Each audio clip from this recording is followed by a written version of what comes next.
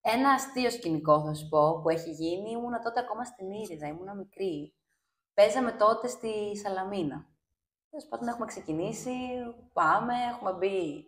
Δεν ήμασταν τότε μεταξύ και πολλές, ήμασταν, ξέρω εγώ, τα βασικά κορίτσια, κορασίδες τι ήμασταν, ξέρω εγώ, 10 άτομα. Έχουμε μπει μέσα στο καραβάκι, ξέρω να πάμε απέναντι. Εκδρομή. Εκδρομούλα, ναι, χαχαχαχου. Κάποια στιγμή λοιπόν είμαι εγώ έτσι, κάθομαι και τους λέω, παιδιά, δεν έχω την εμφάνισή μου. Δεν έχω τίποτα μαζί μου, δεν έχω παπούτσι, δεν έχω πάρει τίποτα. Με κοιτάνε έτσι, μου λένε αποκλείεται. Αυτό ήταν κορασίδες, είπες. Κορασίδες, αλλά τι γίνεται, ήμασταν τσίμα-τσίμα, δηλαδή παίζαμε και δεν παίζαμε. Ναι. Οπότε ήμασταν, παίρνω τη μαμά μου τηλέφωνο, τότε λέω, έλα εδώ, κλάμα εγώ ιστορίες, έλα εδώ, δεν έχω την εμφάνιση, δεν έχω τα παπούτσια. Έτρεχε η μάνα μου από τον Πειραιά, και έφτασε. Και παιδάκι. Κλάμα. Το τι άκουσα μετά, να τρέχει μάλλον πανικόβλητα, να μπαίνει μέσα στα καραβάκια, να έρχεται στη Σαλαμίνα να μου φέρει με ένα